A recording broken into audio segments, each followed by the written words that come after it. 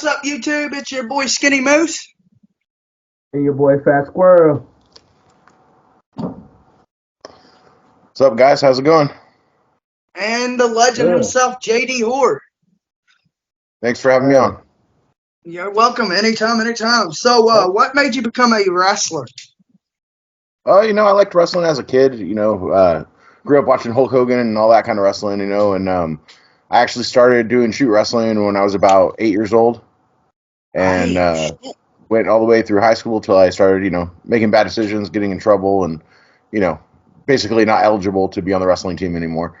And and I also hurt my knee. But I did shoot wrestling for basically my entire life before I came into the business. And then I never would have intended to be a professional wrestler or anything if it wasn't for I found ECW, which led me to find Big Japan and death matches. And then I said, you know what, that's what I want to do. So I grew up watching ECW until like 2006, 7 when they quit running, and basically, and then like as I grew older, I got into death matches. But when I was young, that was my form of like I liked WWE when I was young, but I don't really watch it nowadays because you can basically tell when they're going to hit each other and what they're going to do, and I feel like deathmatch wrestling's got that more of a grip and more of a reality to it. sure, of course, it's like the punk rock form of wrestling. So that's kind of what got me into it. Yes, and I love how y'all get in there and the injuries. Like I like the injuries, but in the long run, in the back of my head, I'm like, man, how long just going to put them out for? Is this actually going to stop them from being with their friends and their family? How long are you going to be up in that hospital for? Yeah. And I know that y'all go through so much hell, and one thing that always pisses me off is y'all get shit on. Well, they're backyard wrestlers. I'm like, don't every wrestler start in the backyard though? No, that's not true. I never did backyard wrestling at all. So I started out. Right. I trained for almost 2 years before I had my first match at legitimate wrestling school. I think that's the only way. I don't hate so much on backyard wrestling. You got to do what you want to do, but it's like there's serious deathmatch wrestling with like the top tier guys that are like the best in the world, and then there's backyard wrestling. There's a huge gap because it's like we want trained professional wrestlers in the ring. Death matches are very dangerous, like you said. So just anyone can pick up a light tube and think that they're going to be a deathmatch wrestler, but you have to actually learn how to be a professional wrestler first if you want to do good death matches. Not just swing Yeah. shit. I was interviewing. We was set up to do an interview with a backyard wrestler. Like he's extreme backyard, like no big promotion whatsoever. And he hits a guy with the light tube, and I'm like, what kind of fucking hit is this? And then he climbed on top of him, and you hear, ah. I'm like, that ain't even fucking deathmatch wrestling. It's maybe, you can tell it was shitty ass backyard. And I'm like, I don't shit on no backyard wrestling. I don't shit on no type of wrestling. But I'm like, you need to get some more training and stuff and get some. Sure. Learn to take a bump. Learn to Sure. actually take and give a bump. And, if you get hurt, don't, like Brian Wood said, go the fuck with it. Sure. Go ahead, bro. Yeah, definitely. It's too dangerous to be just random people getting in the ring and thinking that they're going to do what we have to do.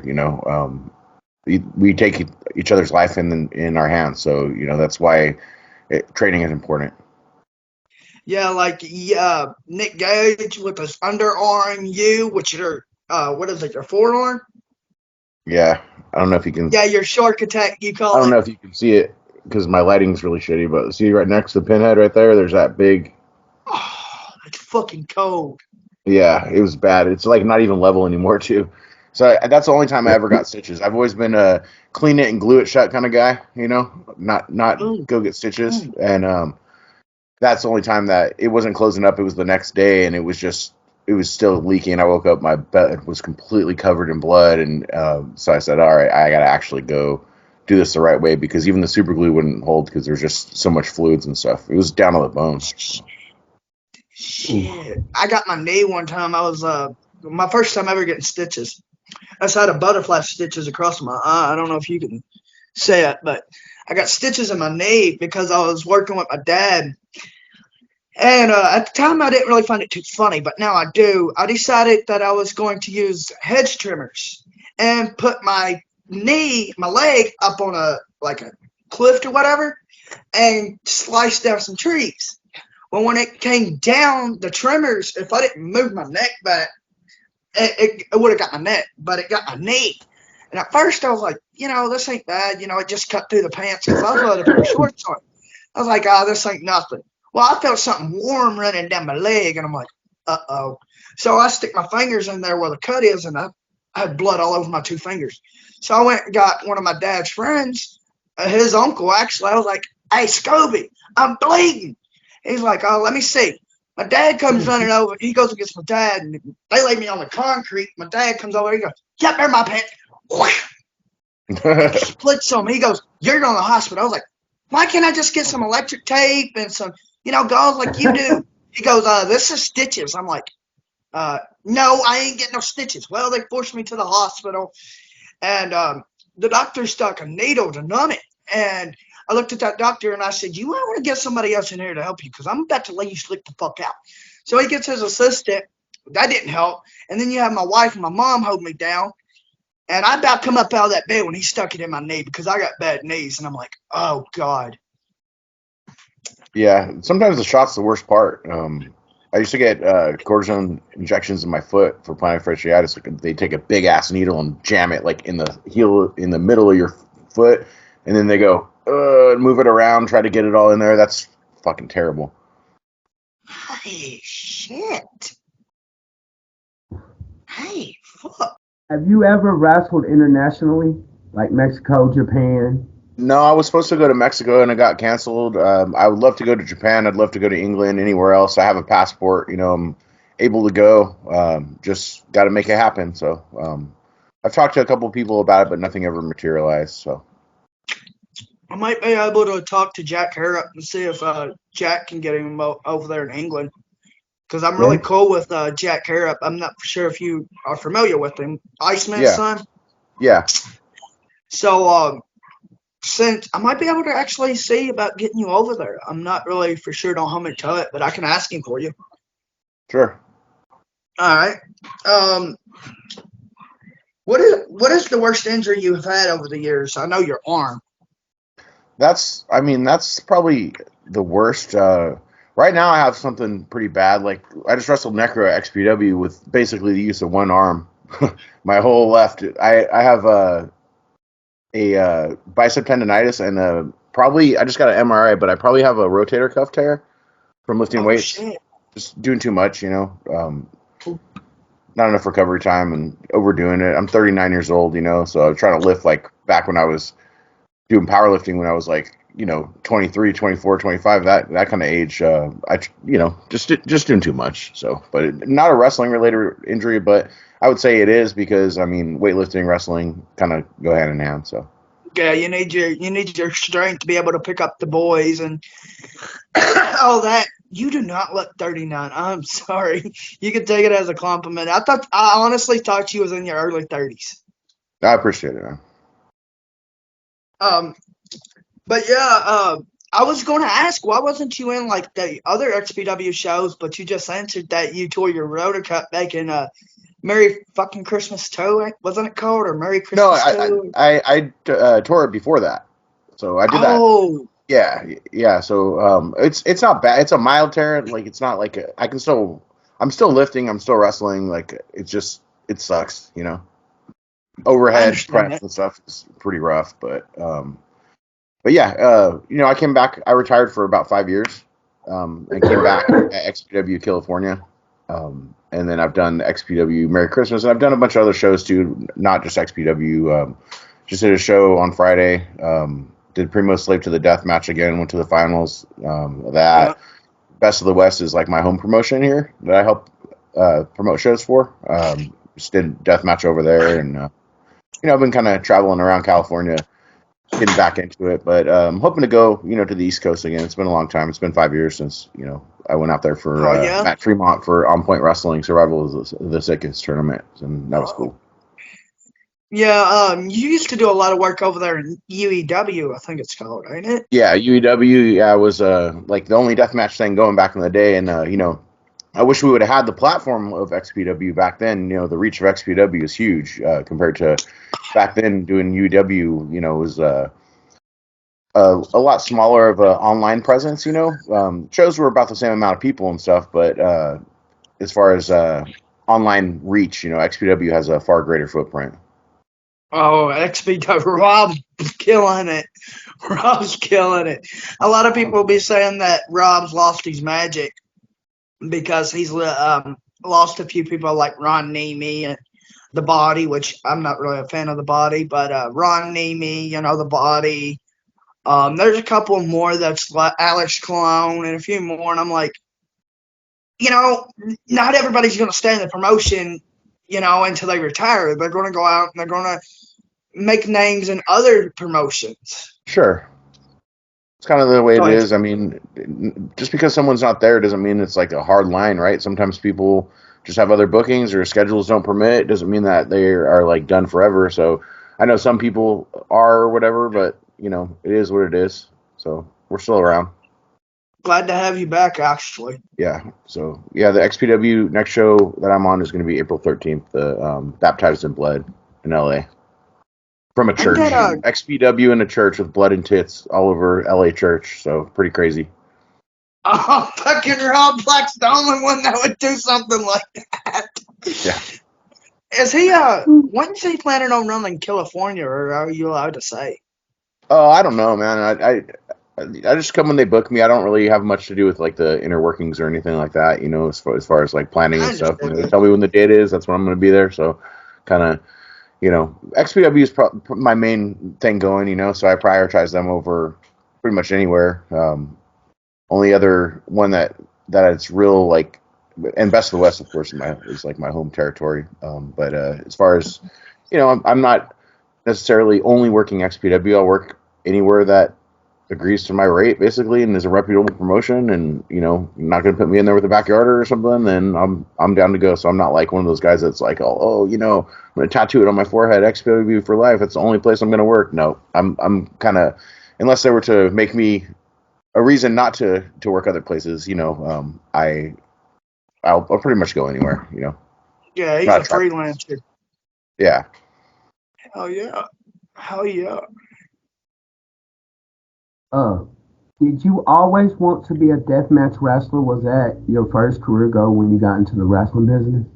100%. Yeah, that's the only reason I wanted to wrestle is to do death matches, you know. But of course, I'm lucky that I went to the school that I did, as far as you know, learning how to do everything in the wrestling business before even doing death matches. You know, I trained for because our school shut down for a little bit, but ended up training for like almost 2 years before my first match because our school shut down for about 6 months in between. So I was only able to you know get in the ring before shows. You know, I was almost pretty almost done with training, and then you know, had to take that little break and then get back in the ring and get all that done. But I mean, it's like I said before, it's important to be properly trained if you're going to do death matches, you know, because it is even more dangerous. Regular wrestling is, I've got more hurt from like standard wrestling moves than necessarily like the light tubes, other than the one, you know, as far as like the gimmicks and the weapons and stuff, you know, most of the injuries you get, like I broke my kneecap from taking a flatliner and clacking knees with somebody, you know, just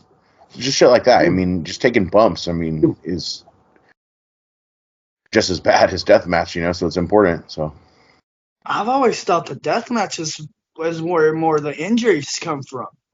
yeah, I mean, as far as like cuts and stuff, yeah, but like as far as like, you know, if you're gonna tear a muscle or something like that, it's gonna be doing a move, not necessarily swinging a light tube, you know, or falling in barbed wire or something. Like if you're gonna, you know, rip your Achilles tendon or your ACL or something like that, it's going to be from the actual physical aspect of wrestling more so than the deathmatch Uh, shit. You know, and those are the serious injuries. I mean, like this sucks, but it's just skin, right? It gets stitched together. It's not like you know, your joint, your knee, or your shoulder or something that you need to move around and stuff. You know. yeah, I understand that 100. Uh, uh, I know I know you told Necro after Merry Christmas too. You want a rematch again. What type of match do you want against Necro?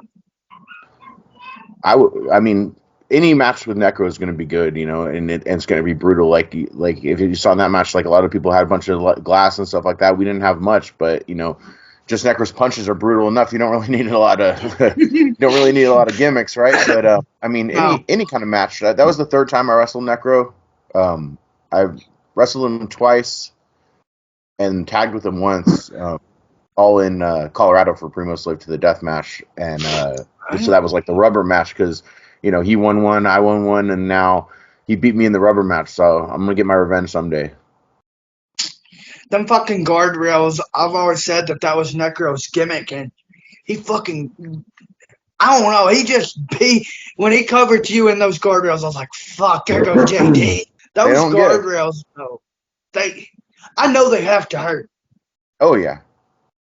And I mean, I'm not for sure if you're too familiar with Brian White, but a lot of people think they're aluminum. And I'm like, no, they got to be steel or metal. yeah, And they're heavy as fuck. Yeah. yeah, Necro makes them look like they're fucking light.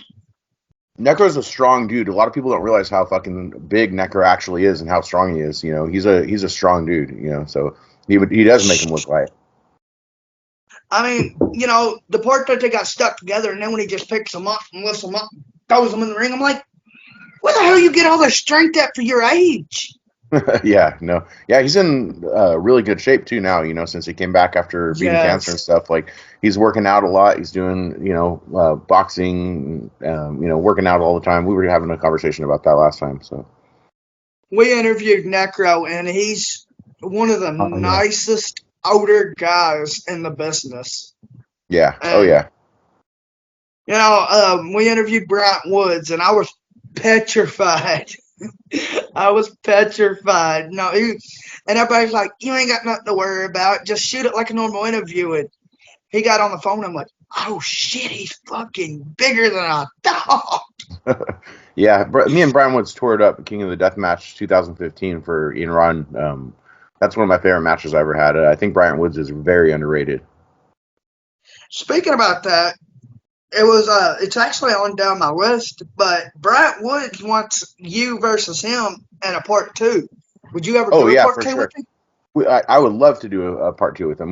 We have really good chemistry because we're both crazy as fuck and willing to do things that a lot of people aren't willing to do. So I like the gory aspect of death matches too. And so does he. He likes to do sick, twisted shit, and that's what I'm all about. As far as the death match wrestling, is kind of pushing the envelope more so than just doing the same.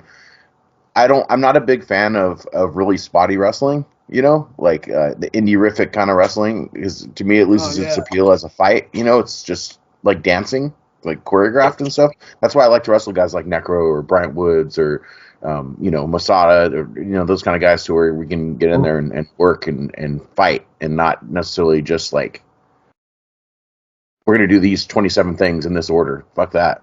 We're going to go out there and fight, Yeah, because in the interview, he straight the fuck up said, I'd like to fight JD Horrigan. I'm like, is that a call out? I have an interview with JD here in a couple of days. I'll bring it up to him. And he's like, go for it. I'm like, 100%. I'd love to work with Brian Woods again. We got sort of a rematch, but it wasn't really because it was a triple threat with Dale Patrick. So when I went back out for Ian for Kings of the Crimson Mask, it was the main event was me, Bryant Woods, and Dale Patrick's in a triple threat. So it wasn't necessarily our rematch. I think Ian was supposed to wrestle Dale Patrick's, and he ended up not being able to wrestle, so they put Dale in there with us. Carnage Cup, XPW, wherever, Oh, we interviewed Kevin last night, so yes, I'm going to have to see if we can't get you booked. Yeah, I did Carnage Cup 9. So Carnage Cup 9 was that was a long time ago. I think 2013 or 14. But I went to the finals of Carnage Cup 9, and first I wrestled Spider Boudreaux in the first round, and then Freak Show in the second round, and then in the finals, Matt Tremont, Bryant Woods, and Ron Mathis in the finals, and me and Tremont ended up going off the fucking balcony. That's actually, you asked about worst injuries. That's the worst thing I've ever done. I've done the weed whacker a shit ton of times. I've done a bunch of stupid shit like that, fish hooks and syringes and all the stuff that sucks as far as the gory shit. But taking that super DVD, Matt Tremont is not a small guy, neither am I. So both of our fucking asses flying off that thing just through 2 tables and splatting on the ground. I landed sideways on the cement, and it was just boom. Like I was walking through the airport like an old man, all hunched over. Still, like I was, when they were asking like, "Hey, does anybody need additional time to board the flight?" I was about to be like, "Yeah, let me on right now because it's gonna take me fucking 40 minutes to get up the runway." So that was the worst bump I've ever done. I've done the balcony before with Drake Younger, and I did it with Tremont, and I've done the balcony a few times, but that was definitely the worst bump I've ever taken. Just because we landed like we over rotated, so it was pretty fucking crazy. Like if you watch the end of Carnage Cup, I am not selling. Like I could not move as soon as we hit. I couldn't breathe. I couldn't fucking move. I thought my back was broken. Like that was brutal. At the end of 9, he's always been a fan of you, like ever since he came into it, and he's been in it longer than me because he's older than me.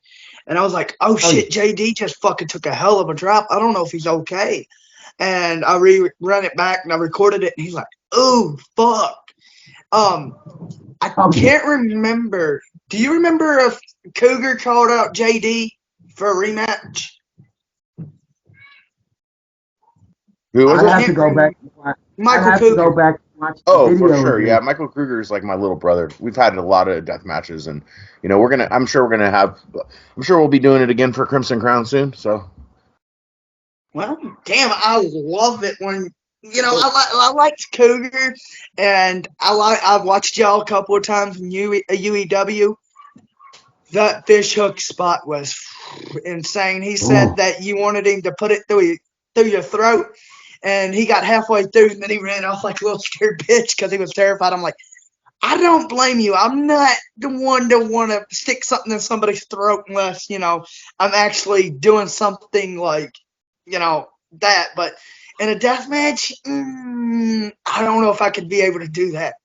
well, that's not the worst part of that match. The worst part of that match was I had this big fucking deep sea fishing net, and it was covered in fish hooks, and I slammed it over his head, and it got stuck. The actual fish hook went through his mask and through his fucking ear. Like it was through his fucking ear. And I'm just fucking ripping it. I think it's stuck on his mask, so I'm just fucking ripping it as hard as I fucking can, trying to fucking take it off. And just he's screaming. I'm like, man, Kruger, you're getting a lot better at selling.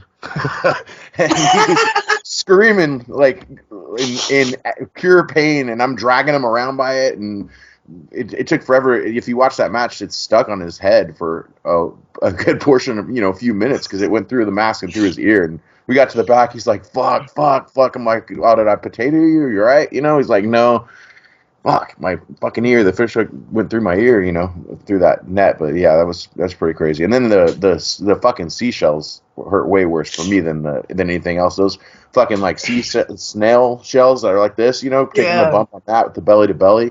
And having his fat ass land on top of me, on the seashells, fuck, that sucked a lot more than the fish hook. So yeah, I think that two big dudes, a lot of weight going down at once, on those fucking. I was gonna say I think that the seashells would hurt more than fish hooks because fish hooks is like one simple thing, but you can get multiple uses out of a seashell considering that they break, and then that you can like make them into like glass shards or whatever. Like Well, they do some with of them light broke, but those fucking big snail fuckers, man, it's like bumping on concrete blocks of a fucking pyramid. So it's like they don't give at all. They didn't break. Even with both of us landing on it, it didn't give or anything. It was just, oh shit. Oh fuck! God. One time and I'd be done. I ain't retrying that shit to actually break them. Yeah. No, that's it for me. What advice would you give to someone breaking into the business? I would say number one, get properly trained. Don't just go out there and do dangerous shit. You're gonna get hurt, or even worse yet, you're gonna hurt somebody else. And like I said, in doing wrestling, you take someone else's life in your hands. Whether it's a regular match, you see, look at even the best like WWE and stuff, like Owen Hart almost paralyzing Stone Cold. With the pile driver, the accidents happen even at the top level. You know what I mean? So if those guys can fuck up, if Droz can get paralyzed, by D'Lo Brown from a power bomb, then guys with minimal training going out there and trying to do all this dangerous shit. You see those backyard videos where people are like taking pedigrees wrong, or and landing on their fucking head, and just like it's dumb. It's dumb shit. So get properly trained, do it right if you want to be a deathmatch wrestler, because those who know what they're doing will weed you out really fast. Like, if I get in there with a guy and I feel like he doesn't know how to work, I'm just going to beat the shit out of him, because I'm not going to get hurt by somebody else because they don't know what they're I doing. understand So if that. I get in there, I will beat someone up That's if they're understandable. don't know what they're doing. Have That's you ever worked understandable. Murdoch? No, I didn't work Murdoch. Actually, Carnage Cup, he in his first round match, he got taken out.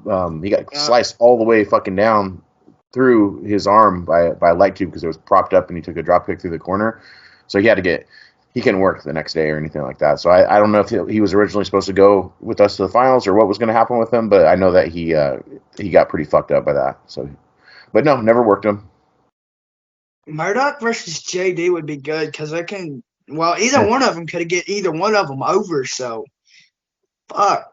I don't know who would win that one. That would probably be a tie. Both of them like I to would slick the win. fuck out because of referee stoppage. I mean, shit. I don't know because they both work, and I'm feeling that they both would link up pretty good. But Yeah, I I never don't got know to who work would with win that Murdoch. I've worked with a lot of like the best names in the business. But Murdoch, no, never got to. So Yeah, you worked Corporal Robertson, didn't you? yeah, I worked Corporal Robinson. Yep, finals of UEW Sovereign Slaughter. That's How what I about thought. You worked Corp before. that? Yep, Um, is there anyone you would like to call out? that I would like to call out Yeah, for as a far as match. for a match. I mean, right now I'm doing a lot of XPW, so eventually I'm going to get my hands on Schlack. That's going to happen. So you know, Oh, California, that was actually, I wrestled Big Joe, but it was actually originally supposed to be me and Schlack. So the Rob changed it up to he wanted Schlack to face the winner. But the reason I was coming out of retirement was to fight Schlack because we never got to. We're both punk rockers, been in bands for years and stuff. We'd always talked about it, and I ended up retired. And he's actually the one who convinced me to come back to wrestling. He had asked me a couple times to come to XPW when I was in retirement. Like, come on, me and you, XPW, come back. Let's do our match. Let's do our match. And I'm like, no, I'm too lazy, bro. Like, I'm done. I'm not gonna. And I was in bad shape too. I got fat and just not ready to come back. I originally retired from wrestling. I thought it was due to concussion issues. I've had a lot of concussions, but I was having memory lapse and trouble focusing, all kinds of bad mental issues. It turns out I actually have Hashimoto's disease, which is a thyroid condition. So once I got thyroid shit. medication, all those symptoms went away. So it wasn't actually my concussions. It was the problem with my thyroid that caused me to have those issues. So as soon as I got that checked out, I'm like, well, I'm feeling better. Maybe like Shaq's eventually going to stop asking me. If I say no over and over and over, he's eventually going to stop asking. So I'm like, all right, motherfucker, let's do it. I only had 3 weeks to get ready, so I started lifting again, started trying to get in shape and stuff, and came back as a fat 289, just Big Joe. Was my win was good, everything was good, but I was not in the best of shape. And since then, I built a powerlifting gym in my garage, and I've been working out every day. And I went from 289 fat down to 255, and now I'm actually back up to 294 is my shoot weight now. So I put on about 40 pounds of muscle since that California too. I'm hoping to crack Damn. 300 soon. So I'm definitely working hard, trying to get in the best shape that I can. Take this last run seriously because I don't know much longer I'm gonna be doing it. So try to get in the best shape and, like you said, try to do some international shit or get back to the East Coast. Check off some bucket list shit and win another tournament, win another championship. Those are my goals before I'm out. I understand that. Um, I have another question. It might be like I don't know if you would say it's personal or not, Sure. but one of the biggest deathmatch fan conspiracy theories is I have it wrote down. Is you and Sage Supreme related, or is that just hearsay? No, no, no. Sage is like my sister. So like I call her like my sister, but like she's just my really good friend. No. we've always heard that you was her uncle, No, and Supreme. Supreme is the one that is uh, that they say that they're related. That's more of a, but yeah, no, we traveled a lot together. You know, we did a lot of death matches together and stuff. Her and Kyle are my really good friends. So, but no, we're not related. because I always thought Supreme was her dad and you was her uncle. No, I'm not related to anyone that does wrestling. So, and a lot of people think I'm from Man, LA, but I'm not. I'm in the middle of nowhere compared to wrestling. I'm up in Orchid, California, which is by Santa Maria. So I'm in the Central Coast. I'm about 3.5 hours north of LA. So anytime I get booked, I have to travel somewhere. You know, it's like either up north or yeah. other than my local shows that we do. You know, when I go to, because I did so much UEW, people thought I was from LA, but actually, you know, from north. You know, have to travel to do death matches. uh, how was it being in the King of the Deathmatch tournament? That was a dream. I mean, that was one of my goals, right? King of the Death Match, like the longest running, biggest name deathmatch tournament there was. You know, a lot of people have their opinions on Ian Rodden. I know that there's stories out there and stuff. Ian took care of me every time I went in for him. He paid me what I was promised. He flew me out. He did everything. You know, he got me a place to stay, got me a ride from the airport. Everything was legit every single time. He actually paid me more than he promised me for King of the Deathmatch 2015 because he said that we fucking stole the show, me and Brian Woods. So and then even when he knew I was, a lot of people didn't know, you know, publicly I didn't announce that, you know, I was going to stop wrestling or anything, but you know, some of my friends knew, and I had even told Ian like that you know, that was my second to last match was going back to King of the Crimson Mask, and then I had Slave to the Death matches when I actually retired for the first time in my Terry Funk, Ric Flair-esque retirement of coming back for multiple shit, you know. But he had actually gave like a really nice speech to the locker room and stuff, so I appreciated that, you know. I mean, I guess it's who you. Sorry, I guess it's who you ask on Ian Rotten because Cougar had a good experience with Ian. You had a good experience. Bryant Woods, he had a kind of a shitty experience with him. A lot of people did, and I guess it's who the wrestler is that I'm not for sure, but a lot of people like Ian, a lot of people don't.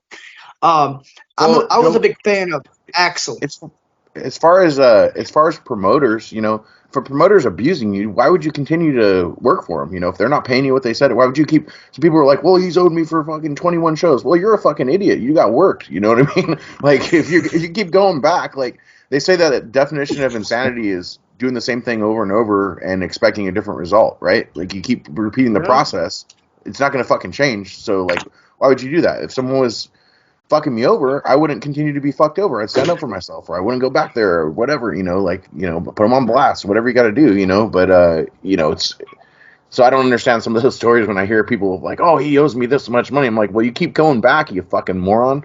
Like, like if that's if it's That's one the off, case. if he Then fucks with you once, then you don't go back, right? Like it's like I don't know.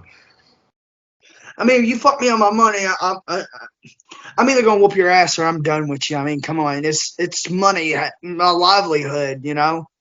Sure. Um, And I always did really well on merch when I went out to Ian King of the Deathmatch 2015. I had sold almost $1,000 in T-shirts and shit. So like that's like Jesus, yeah, that's like the best I've ever done on merch. So, you know, because I came loaded. I wore like fucking 30 shirts onto the plane, plus like put a bunch in my bag, and had all the gimmicks lined up, and I fucking did really well because I think me and Brian Woods really tore it up, and some of those people. When you go to deathmatch tournaments, people really buy shit because it's like they want to support you, and they come in from far away too. So it's like they're not going to get that chance again, and they want to buy it from you, not from an internet order or something. So like that's the best merch sales always is deathmatch tournaments. fuck yeah, buy a shirt and then have the wrestler sign it. That's smart. Yeah. Or just talk, get to meet them, and talk and take picture or whatever, like I love interacting with people at shows and taking pictures and all that shit. Like that's you know it's cool. So So I know you've always painted half your face, but what made you start painting it?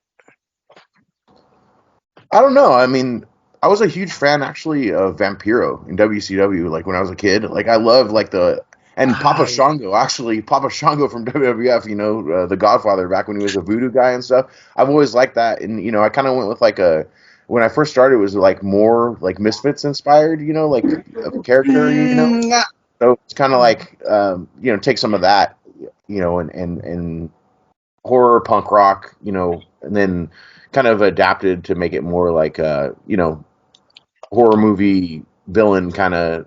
Even if you're a babyface or whatever, everyone likes the fucking, Freddy or Jason or Michael Myers or whatever. Like they don't root against them, right? Like it's like that's it's more like a horror and punk rock inspired character, and my just dumbass never thought about that. My dumbass never thought about that.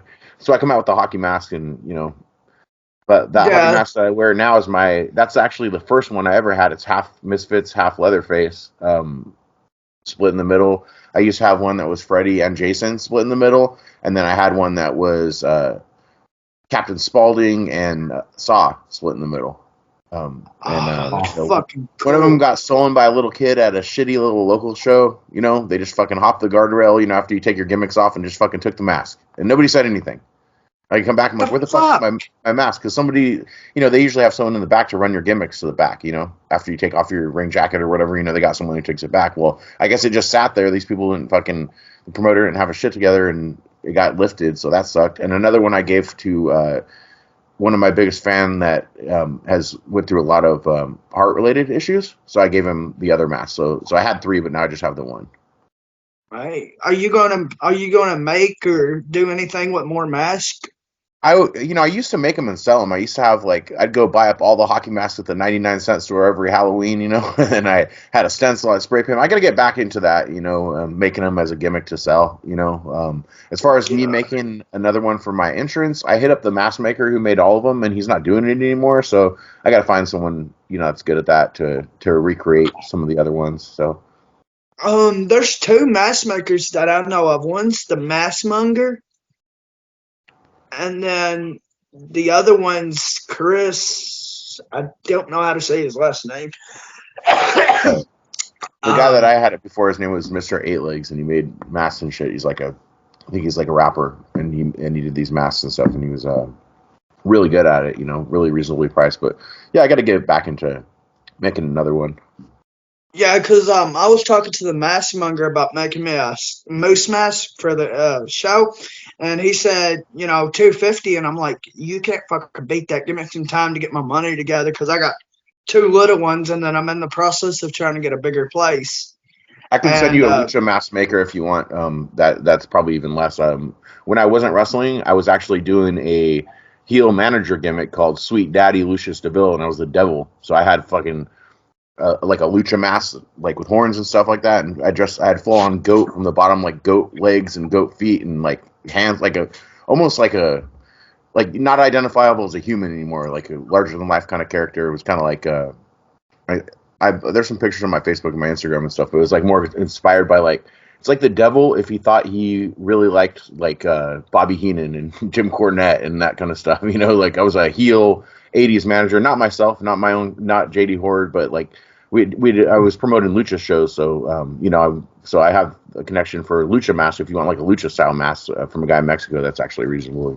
fuck yeah, I'd take one. Send him over. After this interview, I'll hit you up on Messenger because I got you on Facebook. So fuck Okay. yeah.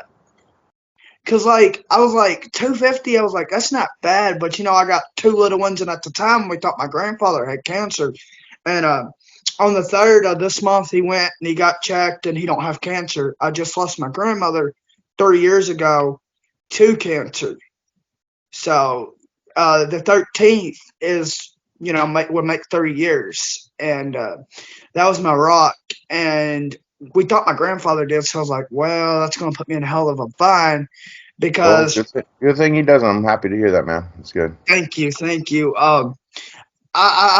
I've lived with my grandparents all my life, and my grandfather, he's in decent health, but he's in his 60s, so not perfect health.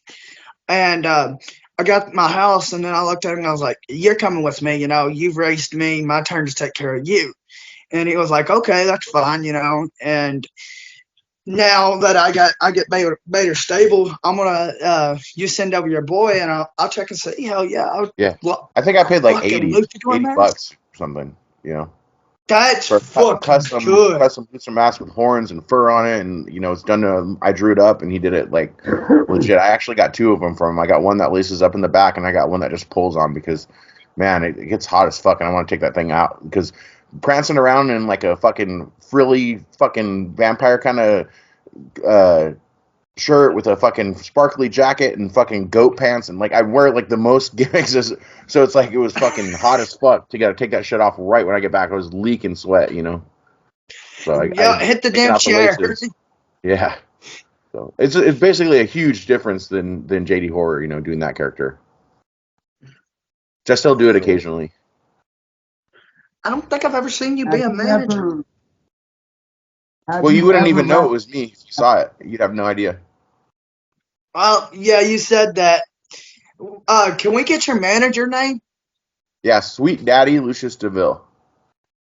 Oh, that's fucking cool. I like how he puts all of them together. That's fucking. Why do I feel like I've heard that name?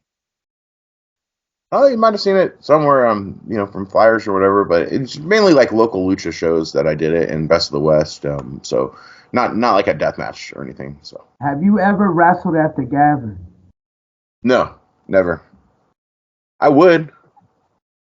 I fucking hate Yeah. ICP's music, but I'll go work for him. So I take it you're not a juggalo? No, not at all. Despite the face paint, I am not a juggalo, my friend. I understand that. I understand that. I have a lot of friends in Denver who are, and I guess the face paint got me real over with them. But and people think that my wife Giggles is a juggalo sometimes. Like when we went out there, they were like totally into her character because she's a clown and stuff. But she's actually like a grown up version of like. Have you ever seen the movie Terrifier? Terrifier 2? Yes! The little pale girl. I told you that's probably where Miss Giggles based that Yeah, off of. uh, It's that right there. Terrifier's daughter or whatever. Yep. Oh, that's fucking wicked, dude. Yeah. That is fucking wicked. That's actually her face from our. We have a massive haunted house. So before she started managing, I got this is like her clown from the haunted house that I got, and I was thinking about making, when she started that was going to be her gimmick too, but we went with the pale girl thing, and it's pretty over. So Fucking wicked. Like, before you answered, I don't know if you was on here or not, but I was like, if he's bringing Miss Giggles, I don't have no questions for Miss Giggles. yeah, well, she's new. I mean, she's very young in the business. I always wanted her to come out with me back in my first run. We've been together for about 9 years, so like she got, I think, 2015. Right before King of the Death, is when we got together, and I always, I thought it'd be cool to add to the package, use, if it's gonna enhance, like, I think we're a good group together, you know what I mean? Like, now what we're doing, I think she adds to the presentation and stuff. So I always wanted her to do it. She never wanted to. She's like, no, that's your thing. I can't do that, And then doing the haunted house, I think, is what really kind of brought her out of her shell because she basically is just her haunted house character when she's out there. So it's like. It was easy for her, and so I've been training her, and she's probably like 15 matches deep, I would say, something like that. Hey. So Yeah, I was watching y'all on Spooky Dust, I think it was, and one of y'all, I think it was you, said that you met her at a show, and no, I do didn't meet her at the show. She went to my first death match, my son. So I adopted my stepson and my stepdaughter, right? And I have two kids of my own, so we're like a Brady Bunch. I have two, she has two, we combined, right?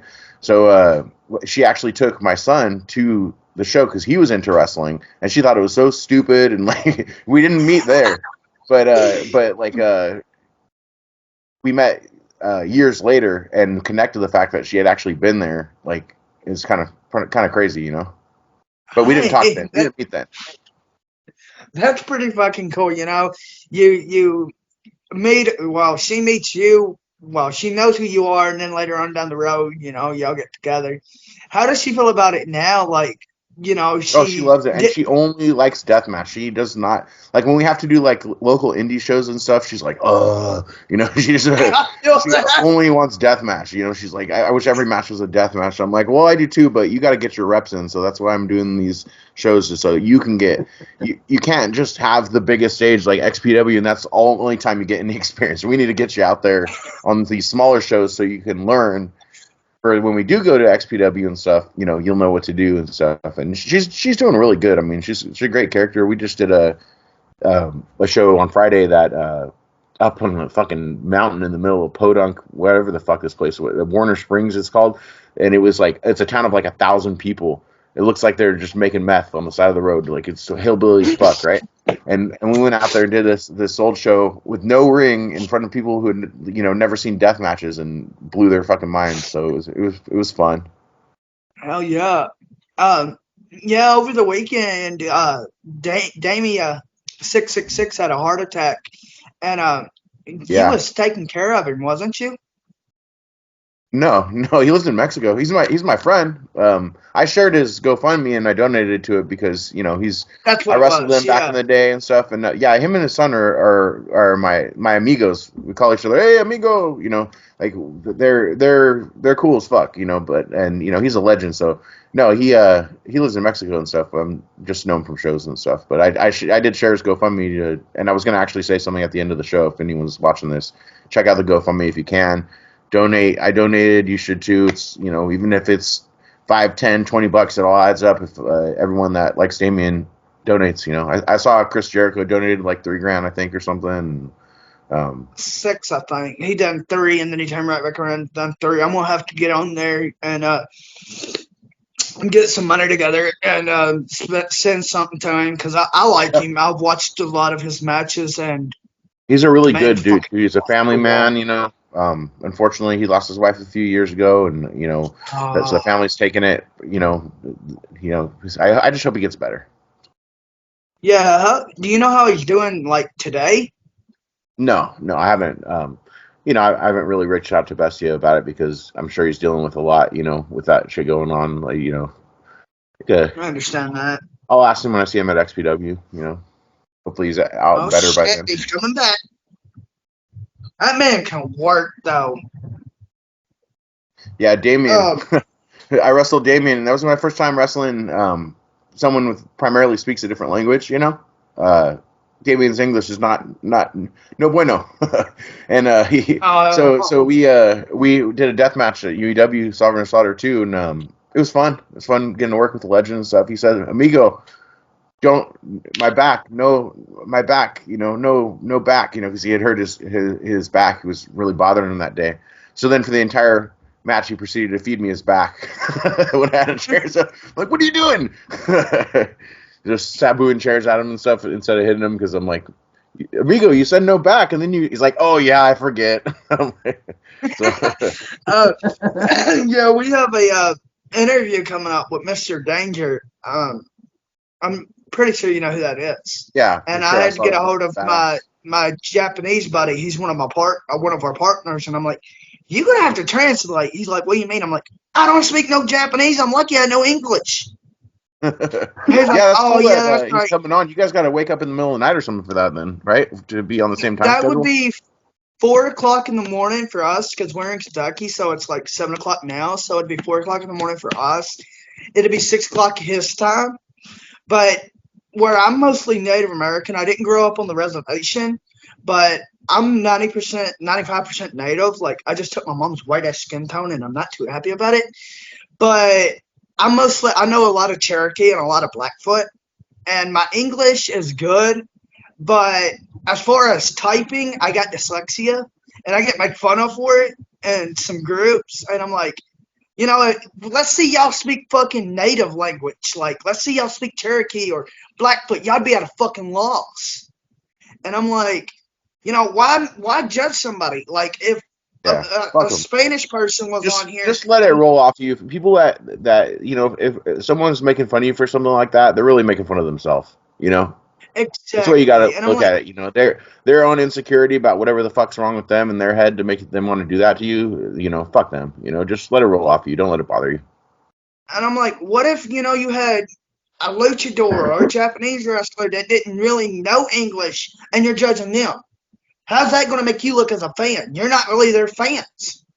Yeah. Will we ever see you back in IWA Deep South? I mean, you kind of answered that question. Tell Kevin to book it.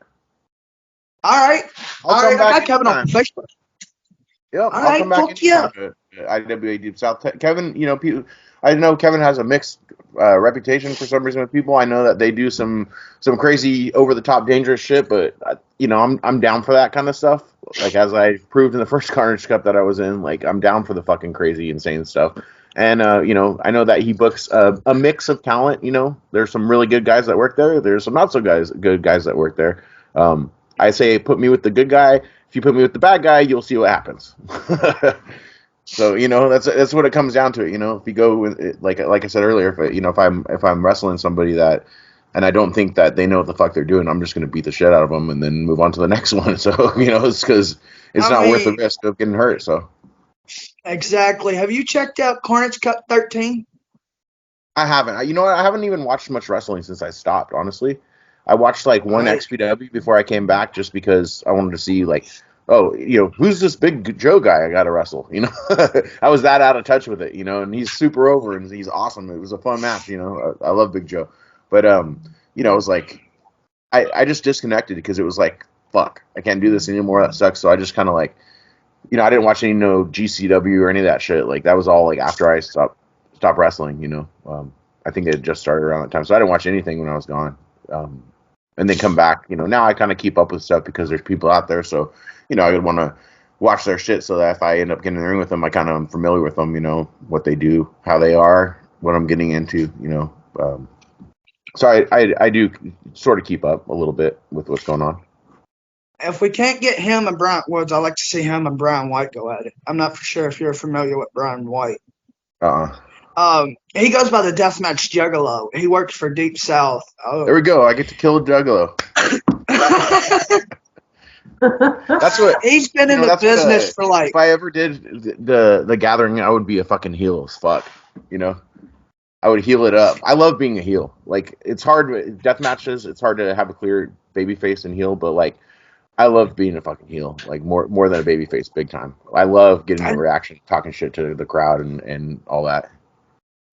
That'd be like two at this heels going little fuck show we at just did at that town. I just did the whole. I wrestled. You know who Terex is? Terex, yes, the big mixed. Big man, dude. He's like almost 400 pounds. He's a huge dude. So I kept out there got the mic, and I'm like, you know what? We're gonna do a little fucking contest here in front of all you hillbilly redneck motherfuckers. I'm gonna see who's got the better tits, Terex or Giggles. I'm like, Terex, if you take your shirt off, I'll have Giggles take her shirt off, and the crowd's like, yeah. So they're like, take your shirt off, Terex, take your shirt off, chanting and stuff. So of course, when he goes to take his shirt off, I just fucking hockey fight him and start beating the shit out of him. And no tits today for you people, But I like doing shit like that. Moves there. Yeah, I love like classic old school heel. Like the wrestling I watch more than anything is like when I'm working out, I'll throw on like a old fucking '89 Royal Rumble or something and watch some like old. I like the old school like heels. Heel. Getting fucking real heat. That's why what. A lot of people, I see people online shit on him and stuff, but there ain't nobody doing it right now like Judge Joe Dredd. He's my boy, and there ain't nobody fucking doing it like him that is an actual fucking heel. Like that doesn't care about being cool, care about getting over, and makes everyone fucking hate him, and everyone fucking hates him. You know what I mean? Like he's doing a good job at being an actual fucking heel. Because there's not a lot of that. Judge Joe Dredd's a good heel, but one of the fucking heels, and I don't know how you feel about him, but Kid Osborne. Ugh. Fucking Kid Osborne. I know who he is. I haven't really seen a lot of his stuff. Like I said, I kind of fell out. I know he did that thing at XPW, like with a fan or something, but I'm not too familiar with this stuff, unfortunately. Like, he does a lot of his work with Casanova Valentine. Oh yeah, Cass is cool. And yeah, I've never met Cass. I never interviewed Cass, but I like Cass's work. So yeah, he's cool. We mixed it up a little bit with him when I wrestled Redacted in Vegas, because he was like the ring announcer. So I'm fucking with him the whole time, and finally eventually like helped him make the comeback. I like I said, I like being a heel, so I went out there and started shitting on everyone in the crowd and fucking actually was a heel, like healing it up. Yeah, because if we could get you versus Brian. Brian's a heel too, and one of his heel things is sitting on the ropes like Big Joe does and just chilling, waiting on his opponent. I'm like, and I was like, I love how you do that. He said, classic heel move. I'm like, you Yeah, motherfucker. yeah. It's hard to be like Joe's doing a great job of it, especially because he's got fucking uh, the Stephen Jury with him. It makes it easy Oh for yeah. easy to be hateful. But like for me, it's kind of hard for me to be a deathmatch heel because like my character coming out the hockey mask and a barbed wire bat, like it always gets like over. So it's hard to. I can't really. I have to like get the pop, and then I can shit on people afterwards and stuff. But then having giggles with me too, it makes it even harder to be a heel because everyone likes to see a big titted clown. So it's like, it's like, what do I do now? Other than do the, oh, you want to see these? Nope, only me. Sorry. I feel that. I feel that. I Yeah, can so definitely it's relate to hard, that. and I wrestled so much in LA. I was kind of worried about like when I came back. I'm like, even are people even gonna fucking care that I come back out of retirement? It's been fucking 5 years, but I built a lot of good faith, like in UEW and stuff, like with fans, to where when I came out, I got a good pop. It sucks because like for some reason California too, you can't fucking hear the crowd at all on the like the pay-per-view feed and stuff, and like the actual whatever mics they use to record, it's like you can't hear. It seems like the crowd is dead, but the crowd was fucking hot. Like when you're actually there, the crowd is loud. You know what I mean? But it just seems Yeah. like whatever they're using to record the audio, it's like because when I came out, I got a huge pop, and then I'm looking back, I'm like, man, it's like fucking crickets. It seems like if you watch the pay per view, like who the fuck is this guy? But I Yeah. actually got a really good pop, and like people remembered and stuff, and a lot of people came up to me like, oh, I'm so happy to see you back. And a lot of people were like, this is my kid, I used to watch him, bring him to watch you wrestle like in UEW back in the day, or Mex Pro, or Crimson Crown, or Blood Brothers, or any of the deathmatch that I was doing down there. So that was cool. So I don't have it written down, but would you ever work for Denny DeMano? I'll work. I'm like I said, I'm not a tribal guy. I'm gonna work for who books me and pays me. If there's situation that there's certain situations that would make me not go work for someone because like I said, I'm doing a lot of XPW. So like if it's like this is if it's gonna cost me bookings elsewhere, maybe I would reconsider it. But as of right now, like I'm not I'm like I said, I'm freelance. I can go wherever I want. I'm not signing no fucking big ass lucrative contract. And honestly, like at this second run, I'm just trying to have fun, travel, see people I haven't seen in a long time, be on shows with my buddies, and like I don't need to do wrestling like financially. Like I have a really good. I've been at my company 21 years. Like I don't need to wrestle for money. You know what I mean? I just do it because I want to. And so it doesn't really matter. But I'd also don't. I'm not a mark that flies myself places either. So like when it comes down to it, like I'm not gonna pay to fly myself somewhere.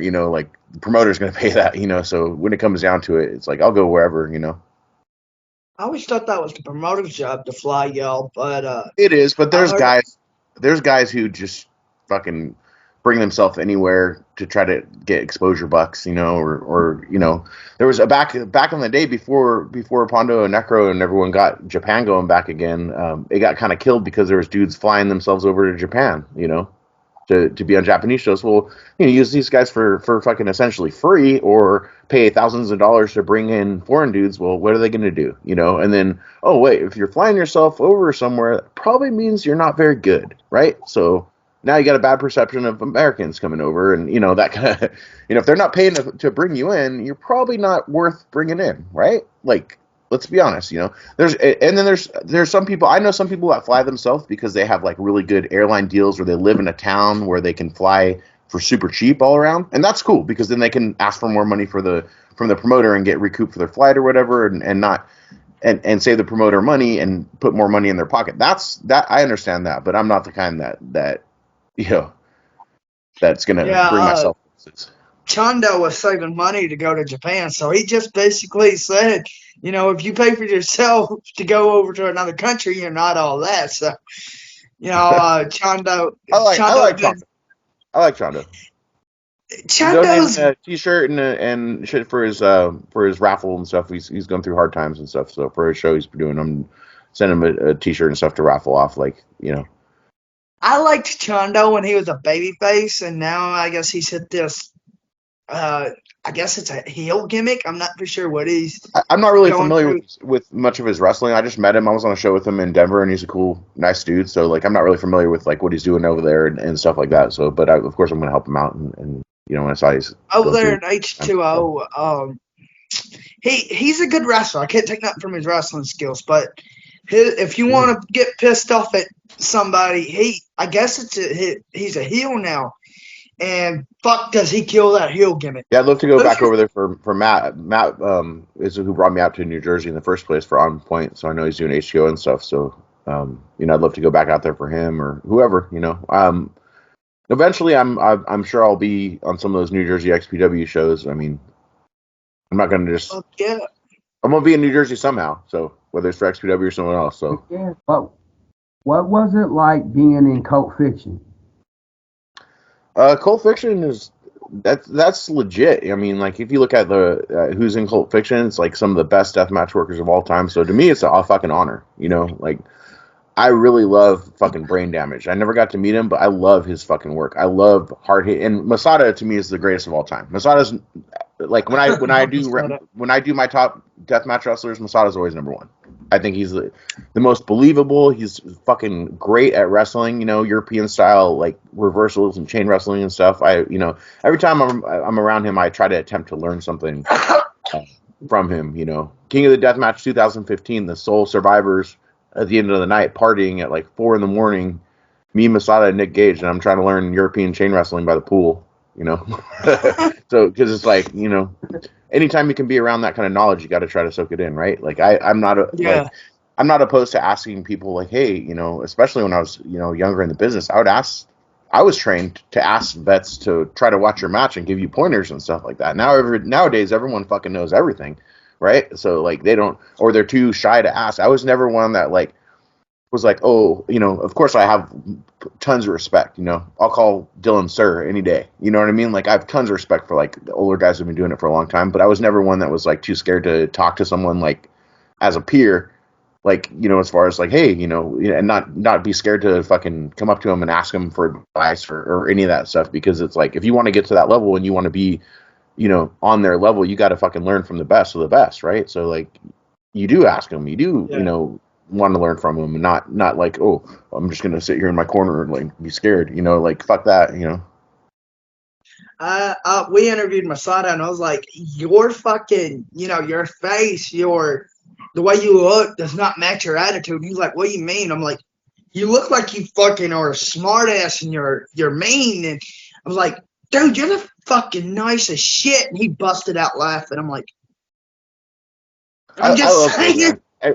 Anytime that we always have some beers. Anytime we're on the show, I love hanging out with him. He's badass, and like he's like one of those people. Like when I wrestled him, was like one of my bucket list goals, because like I said, he's like, when I look at wrestling, he's my number one deathmatch wrestler of all time. Like I think I he's the best. understand that. And getting in the ring with him, like I'm like, fuck, I suck. Like I just wrestling with him, I'm like, dude, I'm fucking terrible. Like just because you get in the ring with certain guys, just like even when you brawl with Necro or something like that, you're like, this guy is on such a elite level of doing this type of brawling. It's like this, fuck. It makes you look like, damn, like.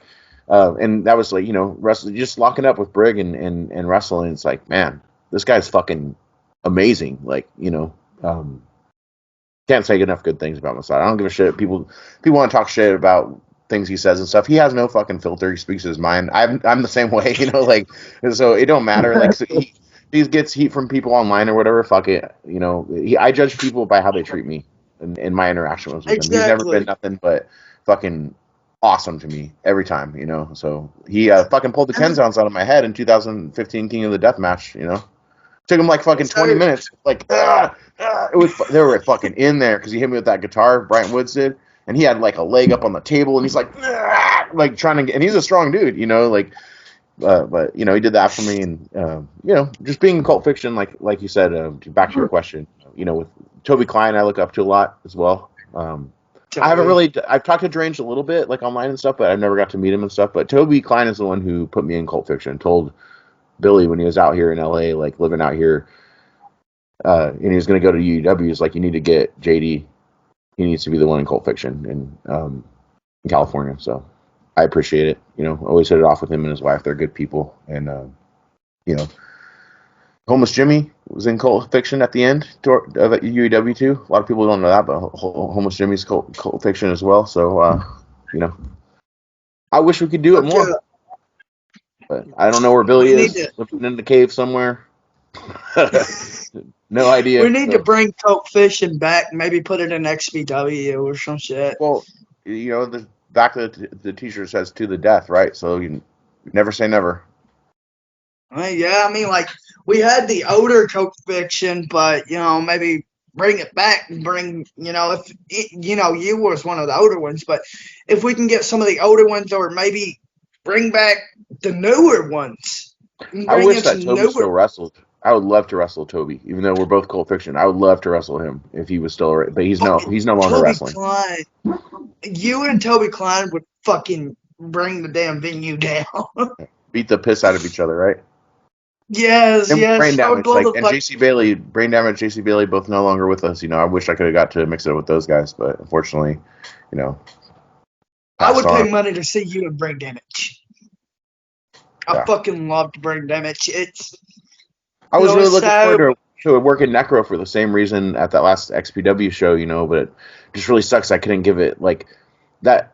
That's not one of my finer outings because I was just my arm was so fucking hurt, you know, not being able to just the pain of even just lifting it up to here at that point was just so fucking bad. Like I was one arm man wrestling Necro Butcher, and how's that gonna fucking work out for you? Not too good, you know. Not So, too well. but it was fun, but still, not one of my proudest matches. Even though I love working Necro, just because you know I feel like my performance wasn't all that it could have been. But I'm doing better now. I'm able to do heavyweight with reps and stuff without hurting, and I still need the surgery, but I'll get there eventually. So Who's your favorite opponent so far? my favorite opponent I've ever wrestled, Yeah. yeah. I mean, I'll put Brian Woods up there, man, in just that one match, and then our triple wood. That was one of my favorite matches. Like when people ask, like, "Oh, what do you do?" I put on that match for him because it's so fucking gory and disturbing. Like you know, ripping out fucking Yes. shit, shoving shit in each other's faces, and Kenzons and all. I love that. I love working Necro. I loved working Masada. I only got to one time in a Fatal 4-Way. I wish I could do more with him. There's guys too. I love working. Like I said, Necro. Drake Younger, I've wrestled 3 times and tore it out with him. Good matches there. There's a lot of guys that people don't know. Oh, I'll give you my number one favorite opponent is BC Killer. Oh, BC. Fuck BC, yes. yeah, because we were just on a show together Friday and was like, I didn't see him in like 5 years, you know, big hug. You never hit someone harder than you hit your friend, right? And me and BC have done like 12 death matches together. So, like, what do you do when you're doing main event fucking every other month? The same 2 guys, you fucking progressively get more and more. Like, we beat the shit out of each other. Most of my concussions are probably from him because we would beat the fuck out of each other. Like, so, and lay it in Yeah. hard and do some. And also, we don't talk a lot. You know, we're just like, see you out there, you know, and we just go fight. You know? So it's like I love calling shit in the ring. You know, I like to do like a couple, you know, maybe a couple spots, but then that's what we do. We'd be like, what's the finish? All right, cool. And we just go and beat the fuck out of each other all over the building, and you know, I like that kind of wrestling. You know, I don't think it Oh needs to yeah. be necessarily this. I wrestled some guys since a couple guys since I come back that are just like this. I'm like, hold up. I'm like, wait, what was that part again? And they're like, huh? Which part? I mean, oh yeah, the whole match. What's the fucking whole match again? You know, because it's like I'm like a call at the very most. Like if I wrestle Drake or something, you know, Drake will call a lot of stuff, and I can remember. Like I got my memory's all right with spots and stuff like that, but like I like to plan, like I said, a couple things and then go out there and work, you know, working. And then shit happens and you don't expect it and you incorporate it, you know. One thing about That's Brig, like understandable. we wrestled, I got a fucking gnarly cut. I don't, my lighting's so bad, but my finger got split open, right? So that's what we did, is work my fucking hand the whole time, because blood's flying. He's working my hand, slamming on the table. And so it was perfect because that's what you do. Adapt, right? Like something Yeah, happens overcome and unexpected, use adapt. it. Yeah, you never know what's going to happen, when you're out there, and sometimes shit don't go as planned, and then you make it better when you call everything, and when you call A B C D E F G, and then fucking E goes bad, and you don't know what the fuck to do. You know what I mean? That's the thing, going out there and working. Yeah, that's true. Yes, sir. Of all the places you've wrestled, where did you get the loudest crowd reaction? Slave to the Death Match, Denver, Colorado. I would say, like, they want. I started on Slave 3, and I've been every other one since, until I took my brief retirement, and then I came back. I'll be there again in Denver in September. But the year before I won it, they wanted me to win.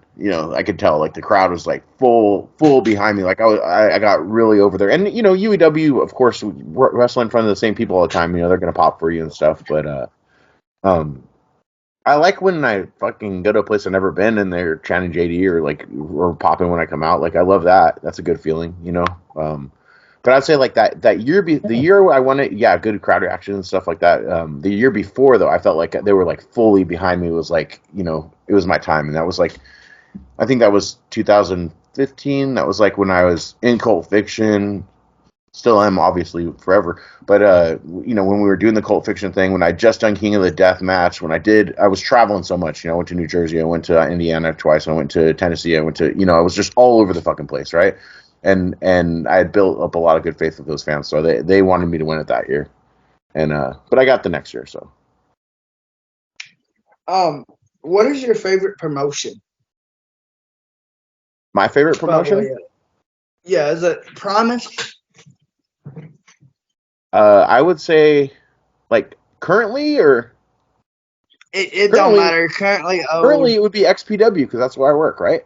Um, I I love understand that. Japanese deathmatch wrestling. I love Freedoms. I love Big Japan.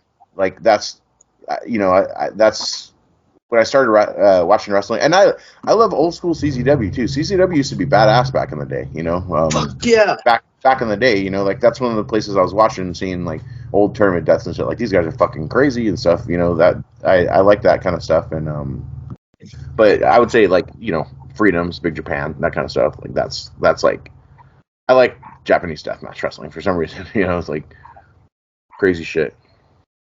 We need to try to get a hold of DJ and see if we can't get you into fucking Tournament of Death. Yeah, we'll see If you this year. I'm coming. I wish that there was more going on here. Being from California, you're on an island. If I lived in New Jersey or Philly, I'd be on all these fucking shows because I could drive to them. Right? People have to fly me out, so it's like, it's harder. It's harder to get flights from coast to coast. It's more expensive for the promoter. It's just it's a bigger deal. That's why I've only been to Jersey once for Tremont, is because the flight was pretty costly for them. yeah, And sorry about that. so I would be all over the place more if I didn't live in California. But this is where my family and my job is, and I love going camping and shit. So I ain't moving out there for wrestling. So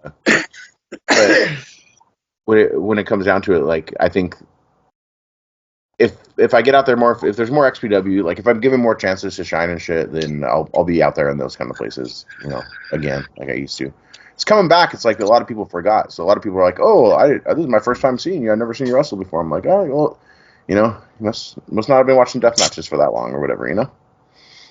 Um, maybe I'll have to send you the guy's name. But have you ever heard of X Brand Wrestling? Yeah, yeah. I think I've seen their shit. Yeah, yeah. Any of those Maybe. places I'll go. I don't. I'm like I said. I'm not just sitting here on my hands waiting for XPW to bring me to New Jersey. I'll go for anyone, out there. So I would have to say if or send you his name or whatever and see if he'll fly you out. And he's got a show in Pennsylvania on next month, and then in May he's got a show in New Jersey, I think. cool. So it's they're another podcast or a YouTube channel or whatever. But the main guy, also runs a deathmatch promotion. Cool. So it's in there in New Jersey. I'm not for sure how he works or anything like that. Although we're friends on Facebook and I've talked to him a time or two, but I've never actually, full on had a conversation with him. Um, Uh, what would you say is your favorite deathmatch tournament to be in? My favorite deathmatch tournament to be in? Yeah. Oh, I would say Slave to the Deathmatch. I mean, I love King of the Deathmatch. That was a bucket list goal and stuff, but I love going out to Denver. Denver is a hot ass territory. People don't know it because their online presence isn't so much, and like their video distribution isn't really like where it should be and stuff. But Joe McDougal, he's got a good fucking thing going. Like it's always packed. Like the crowd's fucking hot. They buy merch. It's fun. I love wrestling for Slave to the Deathmatch. So. Like I put it on my calendar every year, basically. I know I know he's gonna bring me back. I'm coming back this year. I knew I was gonna do it when I came back out of retirement. And the flights from Denver from my local airport are very cheap too. So he can bring me in like really cheap. Because the flight there's like a back and forth constantly. From my local airport to Denver. So it's like it's not so much as like if I have to go to LA. I don't have to go to LA to fly there. So that's a good thing. Because I bet you LA's fucking pricey as. I mean, it's a hub, so it's not that bad. But like, I like to fly out of Santa Barbara or San Luis Obispo. I'm in between San Luis Obispo and Santa Barbara, so like that's kind of. I'm like, if you look at California, how the state goes like this, I'm on that very edge before it starts turning by the beach. Aye. So, how was it facing Bryant Woods and Spider Boudreaux? It was good. I had fun with Spider. Like people talk shit because of the box cutter thing or whatever. Like that's what he wants to do. That's what he wants to do. But he was a nice guy. Sad to see him go. R.I.P. Spider. But yeah, he was. It was fun. It was fine. And he was a cool dude to hang out with too. Freak Show too. I love Freak Show. He's a badass. Freak Show.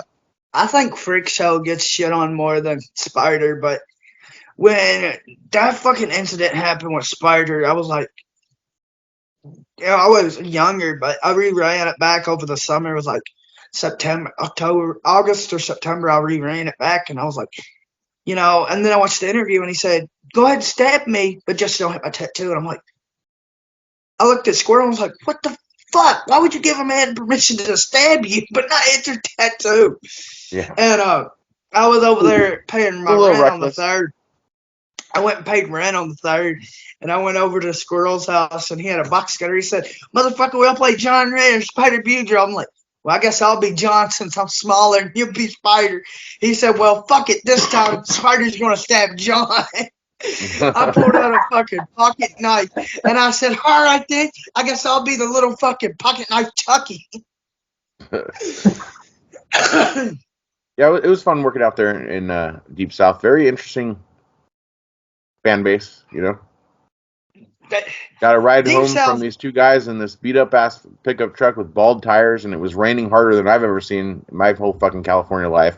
And they're going fucking 80 on the highway in like a fucking monsoon, and this fucking truck tires shouldn't even be on the road. And I'm like, oh, this is how I die in fucking Tennessee on the way to the airport after doing Carnage Cup. Like, this is it. Been a good run, I guess. Been a good run. I love how you get so down to earth and cuts up. I've noticed you've been in a couple of tag matches.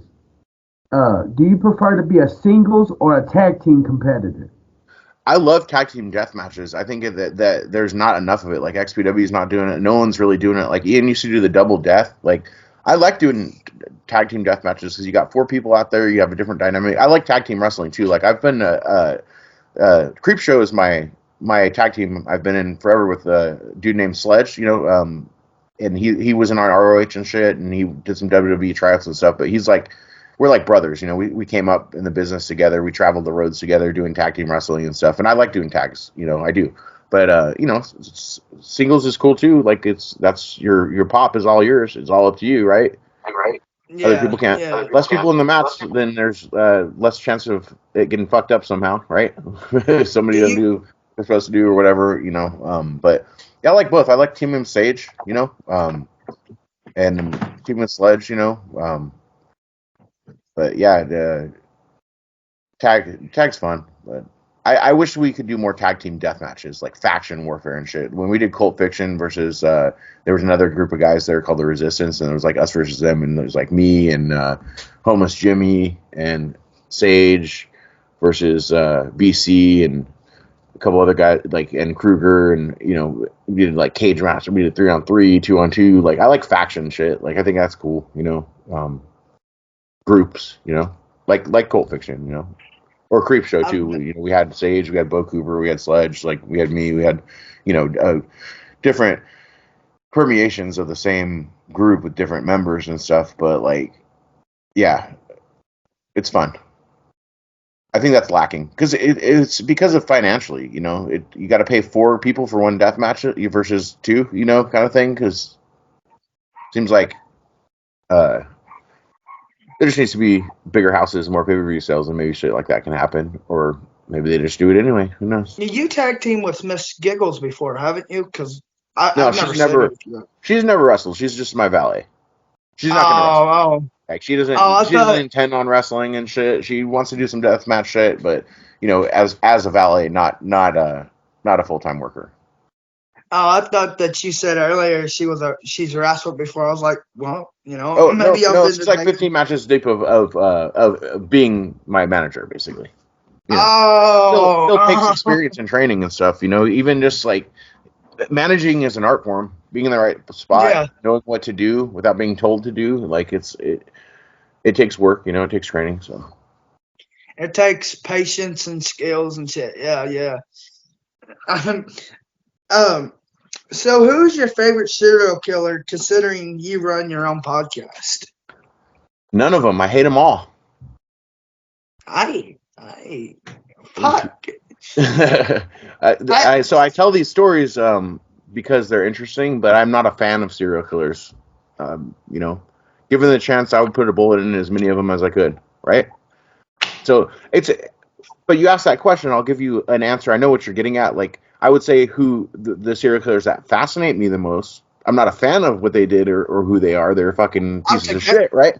But like as far as like you know, John Wayne Gacy, Pogo the Clown, is to me a really interesting story. It's season 1, episode 8 of True Crime Horror Story. So you brought up the podcast. So my podcast, True Crime Horror Story, is a lot different than a lot of other true crime podcasts where 2 people just kind of do what we're doing right now and back and forth and, you know, kind of bullshit or whatever. Like it's highly produced. I don't know if you have a chance to listen to it yet, but it's highly produced. I spend about 20 to 40 hours on one episode.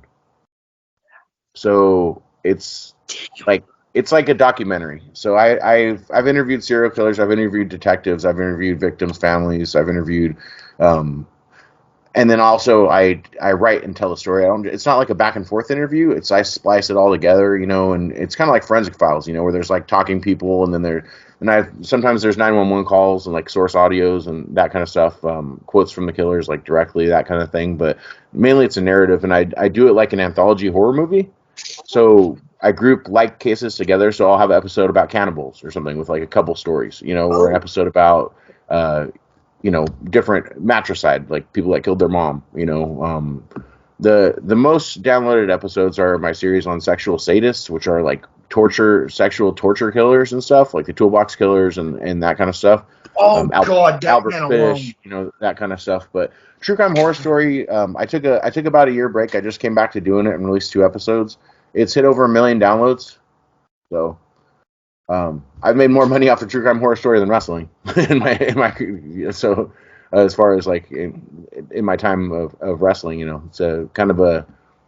I wish I could do it full time. Like if I was going to do one thing and like leave my job, you know, to do it. I was in talks with HLN for a minute, but nothing ever came out of it. Like you know, I'd like to develop it into a TV show or just do it full time if I had the budget to advertise. But I just roll everything I make kind of back into the show, or you know, take payouts occasionally. But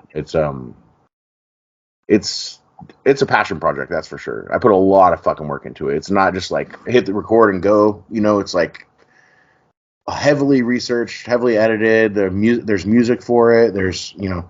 But yeah, check it out if you get a chance. Fucking love your podcast. That's actually how I came up with this question, and the next question was I was actually sitting there listening to your podcast, and my wife said, "What are you listening to?" I was like, "JD Horse podcast." She's like, "Well, I'm gonna have to check it out," because she gets into that shit. And Squirrel actually calls me Little Jeffrey Dahmer because I'm a Dahmer fan. I don't know what it is. I like the way Dahmer done his.